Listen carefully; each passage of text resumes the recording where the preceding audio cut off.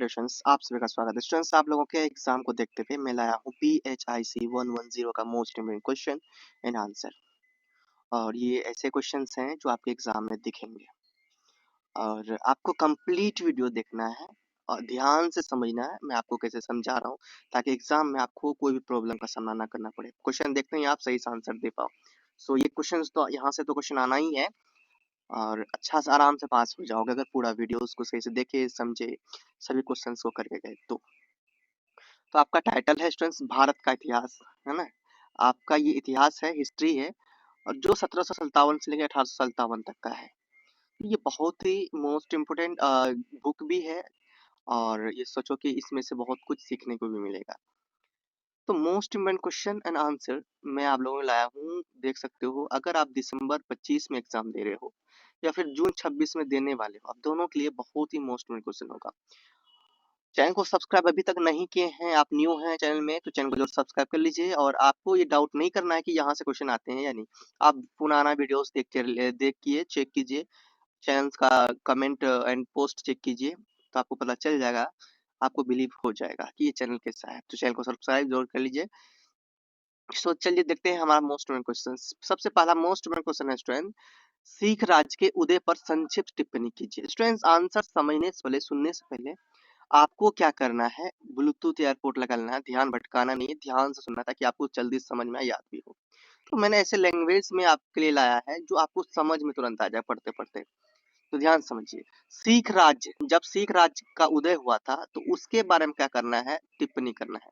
तो सिख राज्य का अगर बात करा जाए तो 18वीं शताब्दी के अंत में भारत में मुगल साम्राज्य बहुत कमजोर हो चुका था। 18वीं शताब्दी के अंत में क्या हुआ था, मुगल जो साम्राज्य था वो कमजोर हो चुका था और पंजाब क्षेत्र में लगातार लूटपाट और असुरक्षा का माहौल होता था।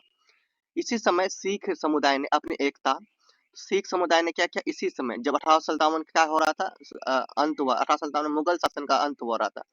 ठीक है, जब मुगल शासन का अंत हो रहा था तो यानी कि लोग असुरक्षा महसूस कर रहे थे, तो पंजाब के क्षेत्र में ही लगातार आक्रमण और लूटपाट और असुरक्षा का माहौल ऐसा बना रहता था। इसी समय सिखों ने, इसी समय सिख समुदाय ने अपनी एकता दिखाया, साहस दिखाया और धार्मिक शक्ति के आधार पर खुद को संगठित करना शुरू कर लिया, खुद को बलवान बनाना शुरू कर लिया, मेहनत करना स्टार्ट किया। सिखों की राजनीतिक और सैन्य शक्ति का आधार गुरु गोविंद सिंह ने बनाया और सबसे बड़ा नेतृत्व कौन कर रहा था, गुरु गोविंद सिंह ने बनाया। तो गुरु गोविंद सिंह के साथ ही इसका उदय हुआ, है ना। उन्होंने सिखों में लड़ने का साहस जगाया और 1699 में खालसा पंथ की क्या किया था, स्थापना किया था, जिससे सिखों की पहचान और अनुशासन दोनों मजबूत हुए। तो गुरु गोविंद सिंह के बाद बंदा सिंह बहादुर ने सिख आंदोलन को आगे बढ़ाया। उन्होंने मुगल शासन के अत्याचारों के खिलाफ कई विजय प्राप्त की और किसानों को जागीरदारों के जुल्म से राहत दिलाई। यद्यपि उन्हें बाद में गिरफ्तार कर मार दिया गया, बाद में दुश्मनों ने उन्हें मार दिया, पर सिख की शक्ति कमजोर नहीं हुई, मारने से एक नया शक्ति उभरा। इसके बाद सिखों ने अपने अपने क्षेत्रों में 12 मिसालों छोटे छोटे सैन्य दल का गठन किया। इन मिसालों ने धीरे धीरे पंजाब में अपनी पकड़ मजबूत की। अंत में महाराजा रंजीत सिंह, उसके बाद आपका आता है गुरु गोविंद सिंह के बाद महाराजा रंजीत सिंह का किरदार, है ना। तो इसका एक्टिव ये अपना क्या करते हैं, राजपाल संभालते हैं और ये बनते हैं वहाँ उस समय का हीरो। महाराजा रंजीत सिंह ने सभी मिसालों को एकजुट करके एक मजबूत सिख की साम्राज्य रखी। तो ये समझो कि उन्होंने बल से जोड़ा रखा और महाराजा रंजीत सिंह ने इस बल को, इस एकता को टूटने नहीं दिया। उन्होंने 1801 में क्या किया, लाहौर में सिख राज्य की स्थापना कर दिया। मतलब ये समझ लो सिख राज्य का जो स्थापना किया वो इनके वजह से ही हुआ, महाराजा रंजीत सिंह के वजह से। और स्थापना की जो पश्चिम भारत का सबसे शक्तिशाली राज्य बन गया। क्वेश्चन फर्स्ट समझ में आराम से आया, बहुत अच्छा लगा। क्वेश्चन 2 को देखते हैं स्टूडेंट, ध्यान समझिए। क्वेश्चन 2 में है, अंग्रेजों के अधीन, जब अंग्रेज यहाँ पे शासन कर रहे थे उस समय के अधीन, उस समय के बारे में बात किया जाता है कि भारत में कृषि व्यवसायीकरण पर एक टिप्पणी करें। उस समय भारत में जो कृषि व्यवस्था था वो कैसा था, अंग्रेजों के अधीन जब अंग्रेज चला यहाँ पर थे। देखिए ध्यान समझिए, अंग्रेजों के शासन के दौरान भारत में खेती का जो स्वभाव वो बहुत बदल गया। पहले खेती का मुख्य उद्देश्य घर की जरूरतें पूरी करनी थी। पहले जो खेती किया जाता था जो सिर्फ जरूरत पूरा करने के लिए, लेकिन जब अंग्रेज ने शासन किया, अंग्रेजों का शासन हुआ तो अंग्रेजों ने इसे बाजार के लिए उत्पादन किया, मतलब यहाँ पर मार्केटिंग के लिए खेती किया। यहाँ से खेती किसके लिए किया? मार्केट के लिए, बिजनेस करने के लिए खेती करने लगा। ठीक है, यानी इस देश से यानी खेती करके दूसरे देश में माल ट्रांसफर करने का ये काम करने लगा। यानी किसान अब अपनी जरूरत के लिए नहीं बल्कि अंग्रेजों से बचने के लिए फसल उगाने लगे। अंग्रेजी कंपनियों को यूरोप के उद्योगों के लिए कच्चा माल चाहिए था, इसलिए उन्होंने किसानों को नकदी फसलें उगाने के लिए मजबूर किया। जैसे कौन चीज के लिए? देखिए क्या क्या किया उन्होंने। नील का खेती करवाया, कपास की खेती करवाया, अफीम, जूट, तंबाकू, चाय और गन्ना की खेती करवाया। ठीक है, इन फसलों से किसानों को ज्यादा फायदा तो नहीं मिलता था, लेकिन अंग्रेज इन्हें विदेशों में ऊंची कीमत पर बेचकर लाभ कमाते थे, है ना। इसमें से यहाँ के जो किसान थे उनको कोई फायदा नहीं होता था, मतलब सही फायदा नहीं, ना के बराबर, मतलब काम चल जाए बस इतना ही। और इन्हीं से लेकर ये अपने विदेश में जो है ना, जो दूसरे देश में बेचते थे बहुत अधिक कीमत से, है ना, बहुत पैदा कमाते थे। जमींदारी, महलवाड़ी और रैयतवाड़ी जैसी भूमि व्यवस्थाओं ने किसानों पर भारी लगान डाल दिया, इसलिए किसान मजबूर होकर नकदी फसलें उगाने लगे ताकि लगान चुका सके। कृषि व्यवस्था का असर यह हुआ कि किसानों की पारंपरिक फसलें जैसे गेहूं, चावल कम होने लगी, है ना, क्योंकि यहाँ भारत में तो गेहूं, चावल और गेहूं, चावल की बहुत ज्यादा खेती पहले होती थी, क्योंकि गेहूं, चावल खान यहाँ के लोग ज्यादा पसंद करते हैं ना, तो ये कम हो गया। भारत में खाद्यान्न की कमी बढ़ी, किसानों पर कर्ज और गरीबी बढ़ गई, बार-बार अकाल पड़ने लगे, खाद्यान्न उत्पादन गिर गया। अंग्रेजों का उद्देश्य भारतीय कृषि का विकास नहीं था, बल्कि औद्योगिक और आर्थिक जरूरतों को पूरा करना था। मतलब कि अंग्रेज सिर्फ अपना फायदा के लिए यहाँ पे आए थे, यहाँ पर शासन कर रहे थे। क्वेश्चन नंबर आपका 3 है स्टूडेंट्स, 1857 के विद्रोह के कारणों व महत्व की समीक्षा की है। तो 1857 में क्या विद्रोह हुआ था और उसके क्या कारण थे, इसके बारे में आपको बताना है। तो विद्रोह के कारण की बात करें, सबसे पहला कारण था स्टूडेंट्स राजनीतिक कारण। अंग्रेजों ने डॉक्ट्रिन ऑफ लैप्स जैसी नीति से भारत से रियासतें क्या कर ली थी? छीन ली थी। झांसी, नागपुर, सतारा जैसी रियासतों का अधिग्रहण होने से भारतीय राजाओं में असंतोष बढ़ गया। दूसरा सामाजिक व धार्मिक कारण था। अंग्रेजों ने भारतीय समाज में कई नियम बदलाव किए जिन्हें भारतीयों ने अपनी संस्कृति पर हमला माना, जैसे सती प्रथा बंद करना, विधवा विवाह, ईसाई धर्म प्रचार आदि। इसे इससे हिंदू मुस्लिम दोनों नाराज हुए। तीसरा कारण था आर्थिक विकास। जमींदार है, तीसरा कारण क्या था? आर्थिक विकास। जमींदारी व्यवस्था, भारी लगान और व्यापारी नीतियों के से किसान, कारीगर और व्यापारी सब बर्बाद हो गए। भारतीय उद्योग ढह गए। क्या हो गए? ढह गए, बर्बाद हो गए, यानी बेरोजगार इसमें क्या हो गई? बेरोजगारी बढ़ गई। और तीसरा था सैन्य कारण स्ट्रेंथ। तो भारतीय सैनिकों ने के भेदभाव, भारतीय जो सेना थे उनसे भेदभाव किया जाने लगा, वेतन कम देने लगा, पद कम और सम्मान भी नहीं मिलता था। तो कारतूसों में गाय सुअर की चर्बी की अफवाह ने विद्रोह की चिंगारी।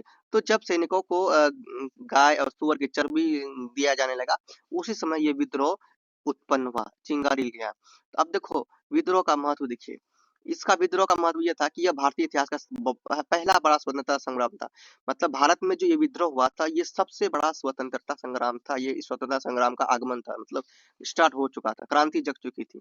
इसने पूरे देश में अंग्रेजों के खिलाफ राष्ट्रीय चेतना जगाई। अंग्रेज ईस्ट इंडिया कंपनी का शासन समाप्त हुआ और भारतीय सीधे ब्रिटिश सरकार के अधीन आ गया। भारतीयों के प्रति अंग्रेजों की नीति में बदलाव आया, सेना प्रशासन और भूमि व्यवस्था में कई सुधार किए गए। इस विद्रोह ने आगे सभी स्वतंत्रता आंदोलनों की नींव रखी, है ना। ये समझ में आ गया। क्वेश्चन नंबर 4 देखते हैं। क्वेश्चन नंबर आपका 4 है, रैयतवाड़ी बंदोबस्त पर एक टिप्पणी लिखिए। तो रैयतवाड़ी बंदोबस्त अंग्रेजों द्वारा बनाया गया एक भूमि राजस्व व्यवस्था का तरीका था। इसे ये क्या, देखो आप समझो, ये रैयतवाड़ी समझो। रैयतवाड़ी बंदोबस्त अंग्रेजों द्वारा बनाया गया एक क्या था? भूमि राजस्व, भूमि से जो राजस्व कर लेते हैं ना, तो उन्हें कर लेने का क्या था? एक व्यवस्था या तरीका था। इसे मुख्य रूप से मद्रास यानी चेन्नई, मद्रास के चेन्नई और बम्बई यानी मुंबई प्रेसिडेंसी में लागू किया गया था। इस व्यवस्था को कैप्टन रीड और थॉमस मुनरो ने क्या किया? विकसित किया। इस व्यवस्था की सबसे खास बात थी कि उसमें जमीन का कर सीधे किसान यानी रैयत से लिया जाता, मतलब डायरेक्टली किसान से लिया जाता था, और इसी को रैयत बोला जाता है। यानी इसमें ना तो जमींदार थे और ना ही कोई बिचौलिया। किसान ही जमीन का मालिक माना जाता था और वही सरकार को तय कर लैंड रेवेन्यू देता था। लेकिन इस व्यवस्था की कुछ बड़ी समस्या भी थी। अंग्रेजों ने लगान बहुत ऊंचा रखा, जिसे किसान जो है कि वो मुश्किल से भर पाते थे। अगर किसान समय पर कर नहीं दे पाता तो उसकी जमीन छीन सकती थी। इससे कई किसान कर्ज और गरीबी में डूब गए। बारिश पर निर्भर खेती होने के कारण फसल खराब होने पर किसान पूरी तरह टूट जाता था। कुल मिलाकर रैयतवाड़ी बंदोबस्त का उद्देश्य किसानों को मालिक बनना था, लेकिन भारी कर का और कठोर नियमों के कारण ये किसानों के लिए एक बोझ बन गया। इस व्यवस्था ने भारतीय किसानों की आर्थिक स्थिति को और भी क्या कर दिया, कमजोर कर दिया। स्टूडेंट्स, क्वेश्चन नंबर आपका देखिए 5 है। ईस्ट इंडिया कंपनी के शिक्षा ईस्ट इंडिया कंपनी के शिक्षा नीति संबंधी विवाद पर क्या कीजिए, टिप्पणी लिखिए। ध्यान से समझिए स्टूडेंट, ईस्ट इंडिया कंपनी के समय शिक्षा को लेकर बहुत बड़ा विवाद पैदा हुआ। कारण यह था कि अंग्रेजों के बीच इस बात पर सहमति नहीं थी कि भारत में किसी प्रकार शिक्षा दी जाए, है ना। पश्चात या पारंपरिक भारतीय शिक्षा यानी भारतीय जो शिक्षा होती है वो शिक्षा के खिलाफ ये यहाँ के शिक्षा व्यवस्था को बर्बाद कर रखा था। तो ये वो नहीं चाहते थे कि यहाँ के लोग शिक्षित हो। और पहला देखिए यहाँ पर देखो क्वेश्चन के अनुसार देखो विवाद के लिए पहला यहाँ पर देखिए क्या है, ओरिएंटलिस्ट वर्सेस एंग्लिसिस्ट विवाद में देखिए क्या हुआ। इसे दो समूहों के बीच विवाद कहा जाता था, है ना। तो पहला ये हुआ ओरिएंटलिस्ट। ये लोग भारतीय भाषाओं संस्कृत, फारसी, अरबी की शिक्षा को समर्थन करते थे। तो ये आए, इन्होंने क्या किया, भारतीय भाषाओं को संस्कृत भाषाएं में जो संस्कृत, फारसी, अरबी को क्या किया, समर्थन किया। उनका मानना था कि भारतीयों को उनकी अपनी परंपरा और ज्ञान के अनुसार पढ़ाना चाहिए। विलियम जोन्स जैसे अधिकारी इस पक्ष में थे। दूसरा इनका साथ दिया एंग्लिसिस्ट। तो ये लोग अंग्रेजी भाषा और पश्चिमी शिक्षा लागू करना चाहते थे। देखो पहला जो था ये ओरिएंटलिस्ट था। ये जो क्या भारत के बारे में साथ दें, भारत के लिए चाहता था ना। भारत ये क्या करता था, भारत के लिए सोचता था, भारत के हित के लिए सोचता था। और ये जो था भारत के हित के लिए नहीं, विरोधी थे, अंग्रेजी थे। एंग्लिसिस्ट अंग्रेजों के लिए सोचते थे। तो ये लोग अंग्रेजी भाषा और पश्चिमी शिक्षा लागू करना चाहते थे। मिशनरी लोग चाहते थे कि भारतीय पश्चिमी विचारों और ईसाई धर्म से प्रभावित हो। मैकाले इस समूह का मुख्य नेता था। और इस समय कौन था नेता, मैकाले खास नेता था। मैकाले का मिनट देखो 1835। अब यहाँ पर देखिए मैकाले ने कहा कि भारतीय भाषाओं का कोई वास्तविक मूल्य नहीं है, इसलिए शिक्षा अंग्रेजी में दी जाए। कह रहा कि मैकाले ने क्या कहा कि भारतीय में जो भाषा है उसका कोई महत्व नहीं है, इसे अंग्रेजी में शिक्षा दी जाए ताकि हमारा फायदा हो सके। इसी के बाद कंपनी ने अंग्रेजी शिक्षा को आधिकारिक रूप से बढ़ावा दिया। विवाद का परिणाम अंग्रेजी माध्यम स्कूल और कॉलेज शुरू हुए। पारंपरिक गुरुकुल और मद्रास प्रणाली कमजोर पड़ने लगी। एक नया अंग्रेजी पढ़ाने का माध्यम वर्ग उभरा जिसने आगे चलकर राष्ट्रीय आंदोलन में महत्वपूर्ण भूमिका निभाई। अगला क्वेश्चन है क्वेश्चन नंबर 6। बंगाल में अस्थायी बंदोबस्त की प्रकृति संक्षेप में चर्चा कीजिए। आंसर समझिए, बंगाल में अस्थायी बंदोबस्त यानी कि परमानेंट सेटलमेंट 1793 में लॉर्ड कॉर्नवालिस द्वारा लागू किया गया। यह अंग्रेजों की एक भूमि राजस्व व्यवस्था थी जिसकी प्रकृति निम्नलिखित थी। पहला, भूमि राजस्व अस्थायी रूप से तय किया गया। इस व्यवस्था में जमीन से वसूले जाने वाले कर यानी लगान को हमेशा के लिए निश्चित कर दिया गया। मतलब सरकार भविष्य में लगान नहीं बढ़ा सकती थी। दूसरा, जमींदारों को जमीन का मालिक माना गया। अंग्रेजों ने किसानों को ही जमीन का असली मालिक जमींदारों को बनाया। किसान केवल खेती करने वाले किराएदार बन गए। इससे जमींदारों की जो है वो शक्ति बढ़ गई। मतलब जो किसान थे वो सिर्फ खेती करते थे, जमींदार उसको एकदम लूटते थे पूरी तरह से। किसान सरकार से सीधे नहीं जुड़ते थे। किससे कर वसूलने की जिम्मेदारी जमींदारों की थी। अगर जमींदार तय समय पर कर न दे पाए तो उसकी जमीन भी नीलाम हो जाती थी। किसानों की स्थिति खराब हुई। जमींदारों ने अधिक से अधिक पैसा वसूलने के लिए किसानों पर भारी दबाव डाला। लगान ऊंचा था और किसानों को कोई सुरक्षा नहीं था। परिणाम स्वरूप उनकी गरीबी बढ़ती गई। अंग्रेजों के लिए स्थिर आय। अस्थायी बंदोबस्त का मुख्य उद्देश्य अंग्रेजों को एक निश्चित और नियमित राजस्व मिलना था। इससे उन्हें आर्थिक सुरक्षा मिली। क्वेश्चन नंबर आपका 7 है स्टूडेंट्स। भारत में 18वीं शताब्दी के दौरान किस शताब्दी के दौरान 18वीं शताब्दी के दौरान क्षेत्रीय राज्य व्यवस्थाओं के उद्भव पर क्या कीजिए, चर्चा कीजिए। तो 18वीं शताब्दी भारत के इतिहास में बहुत महत्वपूर्ण समय था। इस समय मुगल साम्राज्य कमजोर होने लगा था और औरंगजेब की मृत्यु 1707 औरंगजेब की मृत्यु कब हुई, 1707 में के बाद मुगल सत्ता बिखर गई थी। इसी कमजोरी का फायदा उठाकर भारत के कई हिस्सों में स्वतंत्र और अर्ध स्वतंत्र क्षेत्रीय राज्य उभरने लगे। इस प्रक्रिया को ही क्षेत्रीय राजस्व व्यवस्थाओं का उद्भव कहा जाता है। अब देखिए इसमें मुगल शक्ति का विघटन हुआ। तो मुगलों की प्रशासनिक एकता खत्म होने लगी। प्रांतीय सूबेदार और सेनापति मजबूत होकर स्वतंत्रता की ओर बढ़ गए। केंद्र की शक्ति कमजोर होने से स्थानीय नेता शक्तिशाली बनने लगे। क्षेत्रीय शासकों का उभार हुआ। इस समय भारत में कई प्रमुख क्षेत्रीय राज्य बने। पहला राज्य मराठा राज्य, जिसमें पेशवाओं के नेतृत्व में मध्य भारत में एक शक्तिशाली शक्ति के रूप में उभरा। दूसरा हैदराबाद, तो निजाम उल मुल्क ने इस राज्य की क्या की थी, स्थापना की थी। तो तीसरा राज्य आता है अवध, यह सादत अली खां और सफदरजंग ने मजबूत राज्य बनाया। उसके बाद आता है बंगाल, तो इसे मुर्शिद कुली खां, अलीवर्दी खां जैसे शासकों ने स्वतंत्र राज्य स्थापित किया। उसके बाद आया मैसूर, हैदर अली और टीपू सुल्तान ने आधुनिक सेना एवं प्रशासन विकसित इसमें किया। फिर आया सिख राज्य, 18वीं शताब्दी के अंत में मिसलों के आधार पर उभरा ये सिख राज्य, और बाद में रणजीत सिंह ने इसे संगठित कर बड़ा राज्य बनाया। स्थानीय शक्तियों का सशक्त होना था। देखिए, राजपूत, जाट, रोहिल्ला और अन्य समुदाय अपने क्षेत्रों में मजबूत हो गए। उन्होंने अपने कर प्रबंध, सैन्य व्यवस्था और नया प्रणाली विकसित की। उसके बाद फिर आता है इसका आर्थिक कारण। मुगलों की कर व्यवस्था टूटने से व्यापारियों, धनाढ्यों और स्थानीय प्रमुखों ने अपने अपने क्षेत्र में प्रभुत्व स्थापित किया। क्षेत्रीय राज्य व्यवस्थाएं कृषि, व्यापार और वित्त पर स्थानीय नियंत्रण चाहती थी। परिणाम ये हुआ कि भारत राजनीतिक रूप से छोटे राज्यों में बंट गया।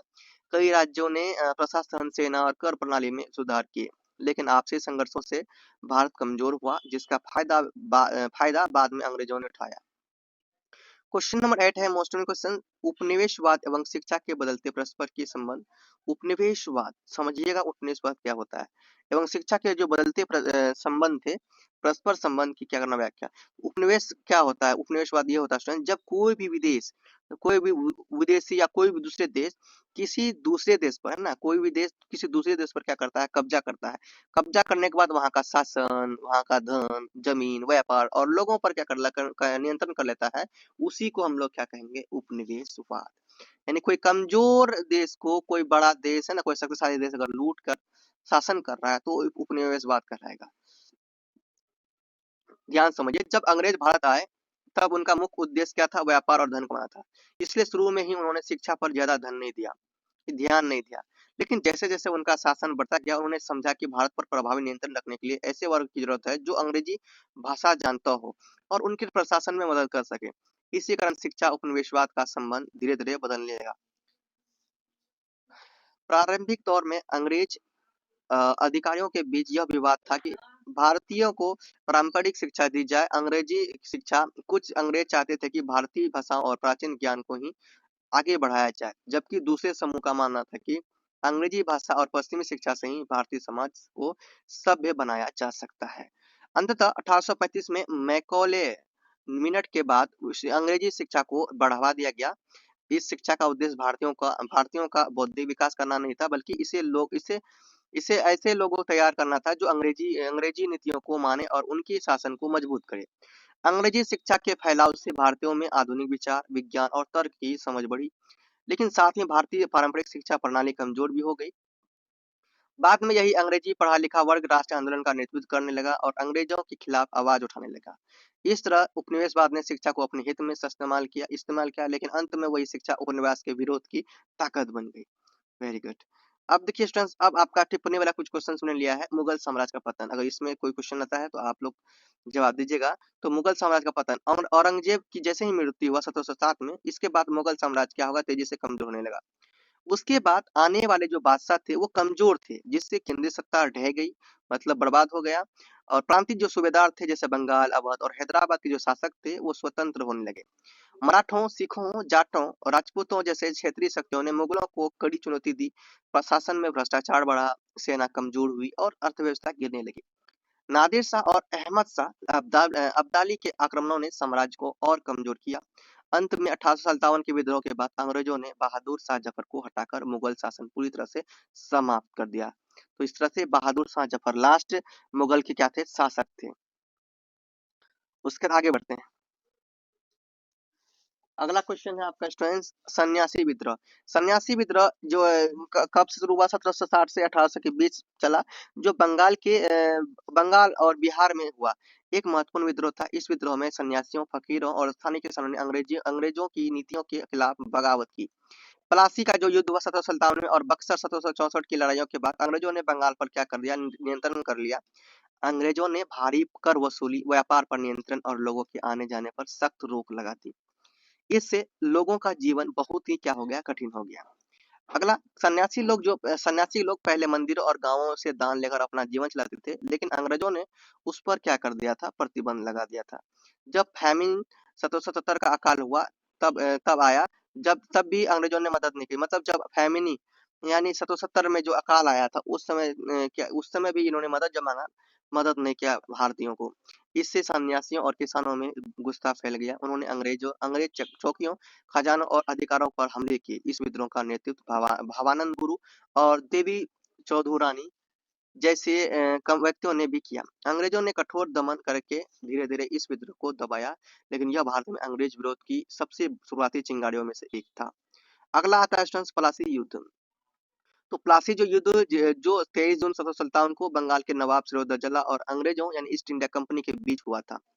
यह भारत के इतिहास का बहुत महत्वपूर्ण युद्ध माना जाता है, क्योंकि इसी से भारत में अंग्रेजों के शासन की क्या हुए थे, अंग्रेजों के शासन की शुरुआत हुई थी। और सिराजुद्दौला अंग्रेजों को अपनी शक्ति के लिए खतरा मानते थे। अंग्रेज बिना अनुमति के किले मजबूत कर रहे थे और व्यापार में धोखाधड़ी कर रहे थे।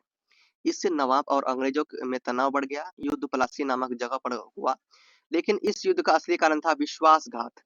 नवाब के सेनापति मीर जफर और कुछ बड़े अधिकारी अंग्रेजों से मिल गए और वे युद्ध के मैदान में होते हुए भी लड़ नहीं रहे थे। अंग्रेजों की सेना कम थी, पर मीर जफर खां की गद्दारी की वजह से सिराजुद्दौला हार गए। युद्ध के बाद अंग्रेजों ने जफार को बंगाल का नवाब बना दिया और खुद व्यापार व शासन पर नियंत्रण कर लिया।